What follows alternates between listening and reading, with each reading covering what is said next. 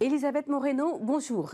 Ancienne ministre à l'égalité femmes-hommes, femme entrepreneur, présidente de Leia Partners. Et vous venez tout récemment de rejoindre le Conseil diversité, équité et inclusion de Sanofi. Et vous avez évidemment d'autres titres, mais on va s'arrêter à là. Vous êtes une femme battante, j'ai envie de dire une superwoman, qui n'a pas peur de prendre des risques et vous aimez les défis. J'aimerais quand même que vous reveniez rapidement sur votre parcours. Très rapidement, je ne sais pas si les superwomen existent, moi je n'en suis pas une. Est-ce que je suis une femme passionnée, déterminée et qui a envie que ce monde soit plus juste et plus inclusif? Certainement. J'ai commencé ma carrière complètement par hasard dans le monde du bâtiment parce que j'ai voulu créer une entreprise et que j'avais autour de moi des personnes qui étaient expertes dans le domaine du bâtiment, et donc c'est une entreprise qui m'a tout appris, qui m'a appris le courage entrepreneurial, parce que se lancer dans des activités qu'on ne connaît pas, où on n'attend pas de femmes, parce que le bâtiment il y a 30 ans c'était encore moins féminisé qu'aujourd'hui. Et puis le hasard de ma vie a fait que tout mon parcours a été dans des milieux extrêmement masculins, le bâtiment, la tech, la magistrature, et je dis juge consulaire, donc là aussi beaucoup d'hommes, et puis la politique. Et ce ne sont que des milieux qui ont été faits par les hommes, pour les hommes, avec les hommes, et dans lesquels les femmes peinent encore à trouver leur place, alors que le bâtiment, pour autant que je sache, sert aux femmes et aux hommes. La tech, pour autant que je sache, sert aux femmes et aux hommes. La magistrature, pour autant que je sache, la justice concerne les femmes et les hommes. Et donc j'ai cette forme de volonté de faire en sorte que toutes les femmes puissent trouver aussi leur place dans ce milieu, parce que je pense que c'est une question pas seulement d'éthique ou de morale, c'est juste une question de justice. Voilà.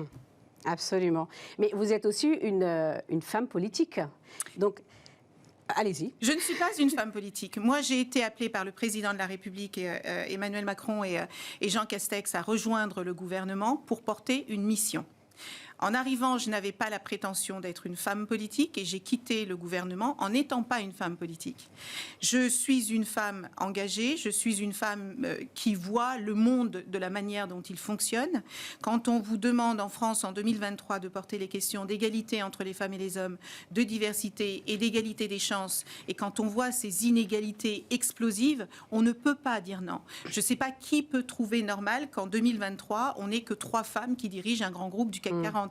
Je ne sais pas qui peut trouver normal qu'il y ait entre 15 et 20% d'écart salarial entre les femmes et les hommes, alors que la première loi sur ce sujet date de 1972. Je ne sais pas qui peut trouver normal que dans notre pays, tous les 3 jours, une femme est assassinée par son conjoint ou son ex-conjoint. Je ne sais pas qui peut trouver normal que la tech, chaque métier qui va exister demain aura une composante tech. Il n'y a que 30% de filles qui vont dans ces secteurs-là. Donc, si on considère que c'est être politique que vouloir que chaque individu dans notre pays ait accès aux mêmes opportunités, qu'il puisse rêver de la même manière et qu'il puisse réussir sa vie indépendamment de son genre, de sa couleur de peau, de sa religion, de son origine sociale, alors je suis sacrément politique. Ouais. Non mais, merci, et on voit à quel point vous êtes engagée et portée en tout cas par cette cause. Je vous remercie Elisabeth. On va passer à Marie-Adeline Pex. Bonjour. Bonjour. Donc, vous êtes directrice exécutive à la direction partenariats régionaux et action territoire, en charge du volet création entreprise chez BPI France. Et vous êtes particulièrement engagée sur le thème justement des femmes entrepreneurs. Avant de rentrer sur ce sujet-là, pouvez-vous rapidement, même si on le connaît très bien BPI France, nous parler rapidement de ses actions et de ses missions? Alors c'est assez simple. BPI France, c'est la banque publique d'investissement. Notre métier, c'est d'accompagner les entrepreneuses et les entrepreneurs depuis la petite graine qui sort d'un cerveau jusqu'au plus loin possible, jusqu'éventuellement la transmission de la boîte, jusqu'aux fonds propres, jusque là où ils ont envie d'aller. Et pour faire ça, on a toute une palette d'actions qui va de la sensibilisation des jeunes garçons et des jeunes filles dans les lycées et dans les collèges à l'entrepreneuriat avec des réseaux associatifs comme 100 000 entrepreneurs ou autres, jusqu'à, une fois encore, les fonds propres, le soutien à l'international, le soutien à l'innovation, la garantie, le financement. Voilà. On a toute cette palette d'outils. On porte absolument haut et fort deux convictions. Le fait que l'entrepreneuriat est une source de création de valeur à la fois économique, mais aussi sociale et personnelle, et à ce titre est un vrai enjeu de développement partout dans les territoires. On a l'habitude de dire qu'on est BPI toute la France, et on porte une autre conviction qui est qu'il ne doit y avoir aucun déterminisme, ni genré, ni territorial, ni social, qui ferait que quelqu'un se dise un jour non, l'entrepreneuriat c'est pas pour moi, parce que je suis une femme, parce que j'ai pas fait HEC, parce que je suis pas fils d'entrepreneur, parce que n'importe quoi. Voilà. Donc cette lutte contre toute forme de déterminisme, c'est vraiment quelque chose qu'on porte haut et fort. Et comment est-ce qu'on lutte contre ça? On y reviendra, je pense, mais notamment en assurant l'accès au financement, l'accès à l'accompagnement et l'accès au développement des entreprises partout sur le territoire. Très bien, mais alors quelle attention particulière BPI France porte-t-elle au financement des femmes entrepreneurs? Alors, en fait, nous, on a l'habitude de dire, et c'est pas pour noyer les poissons, qu'on finance des entreprises. Que quand on décide d'un financement, que ce soit en bas de bilan, en haut de bilan, quand on décide d'un financement, on examine un projet, on examine la situation d'une entreprise, on examine ses perspectives de développement, on ne regarde pas si elle est dirigée par un homme ou par une femme. Ou plus exactement, le fait, Elisabeth... Marielle, j'ai immensément de respect pour votre engagement, mais c'est peut-être là que le bas blesse. Mais je vais au bout de mon raisonnement. Je ne dis pas qu'il n'y a pas des sujets. Hein. Je suis pas, c'est pour ça que je disais au départ que je ne cherche pas à noyer le poisson. Je cherche à dire que les raisons pour lesquelles on investit ou on n'investit pas, on finance ou on ne finance pas, on garantit. Alors en garantie, c'est encore plus évident parce qu'en fait, on ne voit pas le porteur de projet. C'est terrible ce que je vais dire, mais en fait, on investit ou on finance des sirènes. On ne finance pas madame ou monsieur. Cela dit, ça ne veut pas dire qu'il n'y a pas, d'une manière ou d'une autre, une prise en compte d'un certain nombre de choses. Et on est notamment convaincu, et les chiffres le montrent, que la réalité, c'est pas tant qu'on refuse de financement à des femmes. La réalité, c'est qu'il y a moins de projets, c'est que les femmes qui portent ces projets sont souvent pour des raisons contre lesquelles on lutte et sur lesquelles on intervient le plus possible en amont, notamment dans la sensibilisation et la formation des plus jeunes au soutien à la création. Le plus souvent, ces projets sont moins ambitieux, plus petits, les demandes de financement sont trop petites et on dit très souvent aux femmes, mais pour avoir toutes les chances de réussir, ne me demandez pas 100, demandez-moi 120 ou 200 ou 300. Parce que, en réalité, si vous dimensionnez votre projet à cette hauteur-là, il y a toutes les chances que vous reveniez me voir dans 2 ans en me disant j'ai besoin de plus. Et dans 2 ans, vous serez un risque. Vous ne serez pas une opportunité. Et donc, la réalité, ce qu'on constate aujourd'hui, c'est qu'une des raisons, sans doute, pour lesquelles les financements accordés aux femmes sont moins important, et les chiffres le montrent, hein, c'est qu'aujourd'hui, les projets sont moins importants et qu'il faut absolument qu'on aide et qu'on soit extrêmement volontaire dans l'accompagnement des femmes à l'accès à l'entrepreneuriat et à l'ambition dans leur projet entrepreneurial. Ça, c'est une réalité absolue. Très bien. Bon, merci. On va y revenir. On va y revenir. Ne tapez pas tout de suite, Elisabeth. Je continue avec Cécile Bassot. Je l'ai tellement... On va y revenir, Elisabeth. Je vous rassure. On va continuer. Cécile Bassot, bonjour. Bonjour. Alors, vous êtes cofondatrice de Win Equity et vice-présidente de Femmes Business Angel, qui est le seul réseau féminin de femmes angels en France et le premier réseau en Europe. Pouvez-vous nous en parler rapidement? Absolument. Moi, je me suis passionnée pour l'investissement depuis une dizaine d'années. En fait, moi, je n'étais pas du tout une financière à la base. Moi, j'ai un parcours de direction d'entreprise dans un domaine aussi qui n'était pas très féminin au départ, puisque j'étais dans le secteur du matériel de travaux publics. Et puis après, dans le secteur de l'agroalimentaire. Et je me suis passionnée depuis 10 ans dans l'accompagnement des startups. Au travers du réseau des Femmes Business Angel, qui est le seul réseau de femmes, en effet, qui investissent dans des entreprises. Nous sommes 180 femmes à investir dans des startups portées par des hommes ou par des femmes. À côté, j'ai cofondé, en effet, Win Equity, qui est le premier fonds d'investissement qui s'est dédié à la mixité entrepreneuriale. Donc, nous investissons dans des startups early stage qui sont portées par des équipes mixtes. D'accord. Et nous avons aussi eu la volonté d'intégrer, en fait, dans nos investisseurs et investisseuses dans ce fonds d'investissement, la mixité et la parité, puisque nous avons 60% de femmes qui ont investi dans le fonds d'investissement. Et le credo derrière tout ça, c'est que pour développer, pour nous, l'entrepreneuriat féminin, il faut plus de femmes investisseuses. Alors, pour ajouter un chiffre et un coup de gueule, il n'y a que 10% de femmes business angels en France. C'est très peu. On dit souvent que les femmes sont adverses au risque. Je ne le crois pas du tout. Je pense qu'il y a plein de femmes qui aiment prendre des risques. Il y a quand même plein de femmes aujourd'hui qui dirigent des entreprises et qui ont la capacité à devenir investisseuses. Et nous, notre souhait, c'est d'embarquer plus de femmes investisseuses pour accompagner l'entrepreneuriat féminin, parce qu'on sait qu'il y a un lien entre une femme qui investit, a un regard particulier sur les femmes entrepreneurs, à la fois dans la façon de regarder les dossiers et dans la façon de les accompagner, puisque pour nous, l'investissement, c'est à la fois mettre de l'argent, mais c'est aussi, et beaucoup, accompagner l'entreprise dans l'aventure entrepreneuriale que nous menons avec elle, et c'est les accompagner dans cette dimension-là. Oui, mais comme on le sait tout ici, les femmes sont quand même plus sujets au syndrome de l'imposteur. Il semblerait. Mais je pense qu'il faut s'en sortir. Il y en a plein qui s'en sortent aussi. Ouais. Donc, au sein de Will Equity, vous prenez l'équité en termes d'investissement. Est-ce pour vous la solution pour l'accès au financement des femmes entrepreneurs? Je pense Une réponse rapide. Oui, je pense que c'est une des solutions parce qu'en effet, quand les équipes sont mixtes, elles ont 3,4 fois plus de chances de lever des fonds. Et en fait, les femmes qui s'associent aiment s'associer avec des hommes et aiment s'associer en équipe mixte. Et parallèlement, on sait qu'aujourd'hui, les entreprises qui sont portées par des équipes mixtes sont plus performantes. Ouais. Et pour autant, là, ça ne réel. progresse pas. Et pour autant, ça progresse lentement. Non mais attendez, Alors. on est en 2023. Si on considère que 1 ou 2 points gagnés chaque année, c'est un progrès dont on peut se satisfaire, moi je dis non. Je dis non, parce qu'on est à un moment quand même où l'économie est extrêmement compliquée, où la pauvreté s'installe, où les inégalités s'installent. On ne va pas encore attendre 120 ans avant d'applaudir le fait qu'il y ait autant de femmes qui entreprennent que des hommes. Donc moi, je ne me satisfais pas de ces progrès. Et je veux revenir sur ce que disait Marie-Aline, parce que je comprends, et en plus, j'ai travaillé avec elle, donc je sais le travail qu'elle fait pour faire bouger les lignes, mais je crois que les règles à la base ne sont pas les bonnes. Vous pouvez pas demander, vous ne pouvez pas, vous savez, l'investissement c'est comme le quota.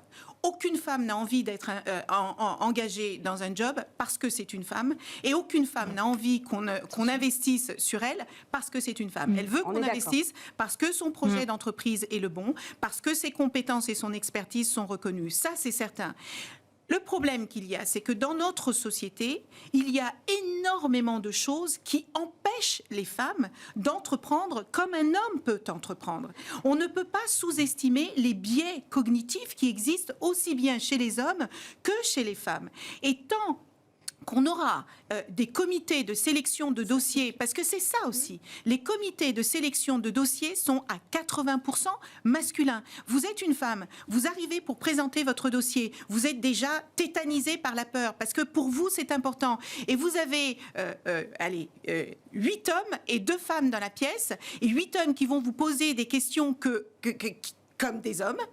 Moi, je ne sais pas si la manière dont on fait du business aujourd'hui, c'est la bonne, mais il faut quand même s'interroger. On n'est pas que des consommateurs et de producteurs. Or, aujourd'hui, quand vous créez une entreprise, tout ce qui intéresse les investisseurs, c'est combien ça va rapporter.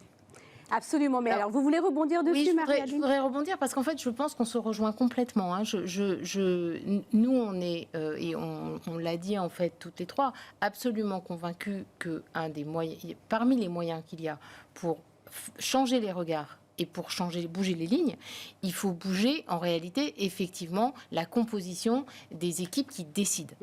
Et c'est pour ça qu'on est très engagé avec la charte Sista, avec la charte France Invest, sur le fait de pousser les équipes dans lesquelles nous on investit, puisqu'on investit dans des équipes qui ensuite vont investir des fonds dans les entreprises, pour pousser ces équipes à la mixité. Et ça fait partie des sujets quand on décide ou non d'investir, quand on fait des due diligence pour savoir si on investit ou pas dans un fonds, on tient compte de la composition des équipes et de l'engagement que prennent les équipes existantes, parce qu'on ne va pas dire non, vous êtes que des hommes, passez votre chemin, mais en revanche, l'engagement que ces équipes-là prennent à assurer une diversité dans leur composition, notamment des comités d'engagement, c'est quelque chose qui pour nous est absolument essentiel. Et je pense que c'est comme ça qu'on fera bouger les lignes.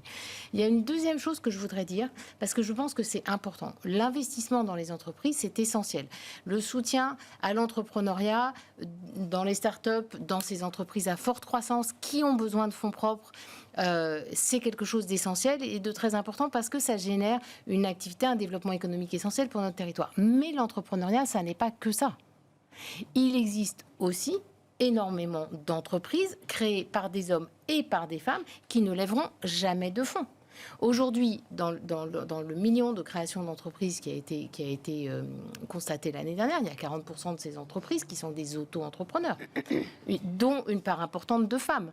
Et il ne s'agit pas de les enfermer, surtout pas. Hein, ne méprenez pas ce que je dis. Je ne suis pas en train de dire que c'est bien, les femmes sont auto-entrepreneurs, qu'elles se débrouillent, on va leur faire un prêt d'honneur, tout va bien aller. Mais en revanche, il faut tenir compte de cette réalité-là. Et je pense qu'aussi dans le discours, il faut tenir compte de cette réalité-là. Parce que le discours est extrêmement, comment dire,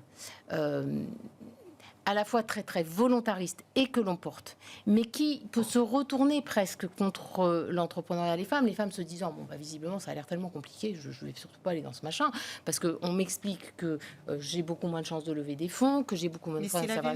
Oui, mais sauf que les chiffres le disent quand même. Les chiffres parlent d'eux-mêmes. Sauf que si je peux donner moi je veux bien, il y a des chartes qui sont signées, il y a des bonnes intentions, mais les intentions n'ont jamais transformé moi, ce que je propose, moi, je voudrais juste un chiffre. Allez-y. Je voudrais juste donner un chiffre pour essayer de remonter le moral à Elisabeth.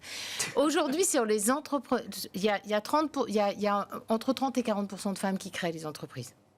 D'accord. Dans les créateurs d'entreprises, il y a entre 30 et 40% de femmes, pour dire les choses de façon plus intelligente.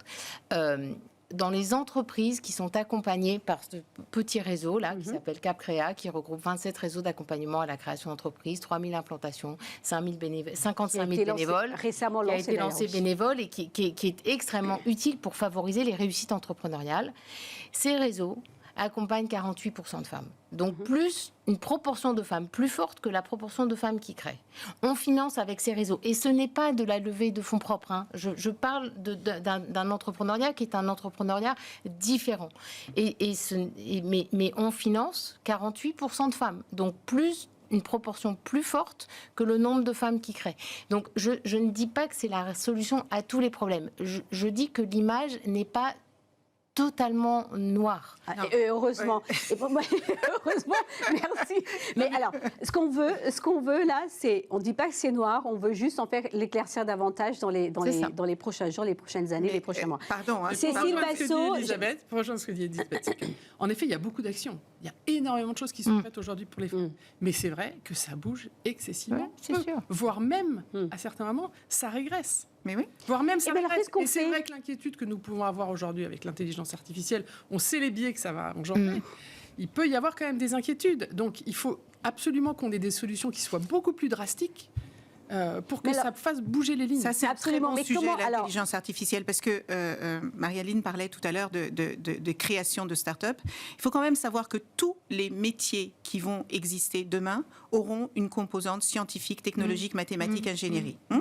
Si on a moins de 30% de femmes qui vont dans ce secteur-là, et à peine 2% des entreprises créées, des start-up créées par des femmes qui sont financées par les investisseurs. 85% d'investisseurs, by the way, au passage. Donc, en fait, ce sont tous ces éléments cumulés qui font que... Moi, je veux bien que des institutions comme la BPI soient pleines de bonnes intentions, qu'elles signent des chartes, etc. La grande cause du quinquennat, à 2 reprises, ça a été l'égalité femmes-hommes. La question que je me pose, c'est quelle est la progression d'investissement dans les entreprises créées par les femmes depuis 2017 jusqu'à maintenant? Je m'interroge. Pourquoi je m'interroge? Parce que si on ne continue que de parler, less talk, more action.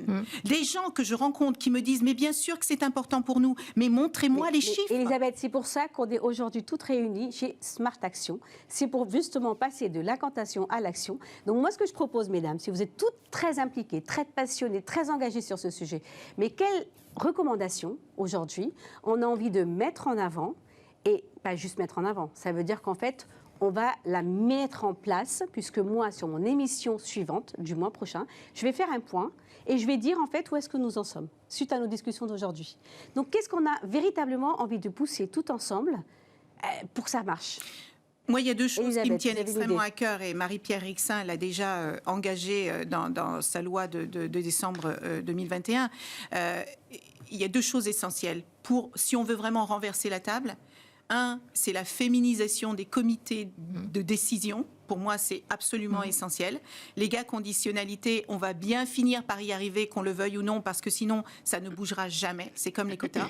Et deux, il faut davantage de transparence sur des données. Ce qui ne se mesure pas ne progresse pas. On est d'accord. Et si on ne compte pas les femmes entrepreneurs, vous savez quoi ? Votre fille prendra votre relais à cette table pour faire la même émission et elle aura autour de la table des femmes qui diront exactement la même chose parce que c'est ce qui se passe depuis plus de 100 ans. Bon. Eh bien, qu'est-ce que vous pensez, Marie-Adeline, de la transparence? Alors, à la fois sur les deux sujets, nous, on est alignés. Et je vous redis, l'engagement, c'est un engagement qui se trouve être signé dans une charte, mais qui n'est pas juste une charte qu'on a signée et qu'on a mis de côté. C'est concrètement, deal par deal, quand on investit, on tient compte de dans l'ensemble des éléments qu'on regarde, on tient compte de cet élément de la prise en compte de la diversité, notamment du genre, dans les équipes. Et je suis absolument convaincue que c'est ce qui change les regards. C'est ce qui a changé les regards dans la politique, c'est ce qui a changé les regards dans les COMEX. Quand vous avez 2 femmes dans un COMEX sur 10, c'est pas la même chose qu'un COMEX où il n'y a pas de femmes, et c'est pas la même chose qu'un COMEX où il y en a qu'une, c'est certain. Mais donc, moi, je suis très à l'aise avec ça. Je pense qu'il faut compter, et parce que, une fois encore, non pas du tout pour noyer le poisson, mais parce que je pense qu'il faut regarder ce qu'on compte quand on a compté sur les PGE. Et pour ça, il faut des dates. Voilà. On va revenir sur la recommandation d'Elisabeth Moreno, qui nous dit qu'est-ce qu'elle souhaite.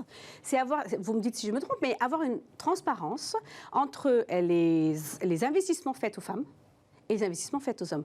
C'est tout. Et à partir de là, on peut voir où est-ce que nous nous trouvons. Est-ce que chez Femmes Business Angel, c'est quelque chose que vous faites peut-être déjà, je vous pose la question, ou est-ce que vous pouvez le faire? Sachez que vous avez 1 mois pour enclencher votre action. Alors, parce que moi, le mois suivant, je dois faire un point. Et après, on vient à BPI. Oui, non, là, il faut aller vite. Chez Femmes Business Angel, et ça va complètement dans le sens d'Elisabeth, il faut compter, il faut mesurer. Et nous, on aimerait que l'on compte l'investissement et l'actionnariat féminin. Oui. On n'a aucune donnée sur l'actionnariat féminin. Comme il y a un lien fort entre les femmes qui investissent, les femmes dans les comités et les investissements, nous, on voudrait mesurer la dimension de l'actionnariat féminin. C'est la première chose. Et la deuxième chose, pour aller dans votre sens aussi sur la féminisation des comités, c'est peut-être monter aussi un cran plus haut, et c'est imposer aux grands financeurs qui mettent de l'argent dans les fonds d'investissement qu'il y ait un contrôle, en effet, de la féminisation de ces instances et des portefeuilles. Eh bien, ça sera certainement un deuxième sujet pour mon émission. Mais si on revient Juste sur le comité la transparence, Sista dispose de données extrêmement fiables sur ces sujets-là. Il faut s'appuyer sur eux. N'allons pas réinventer la roue. Il y a des choses qui existent, il faut s'appuyer dessus. Et de notre côté, c'est quelque chose sur lequel on a pris des engagements et on a fait beaucoup de progrès sur le suivi à la fois de la composition des équipes et de la composition de l'actionnariat et des performances des équipes. Et je rejoins complètement ce que vous disiez tout à l'heure, des performances des équipes unigenrées ou mixtes.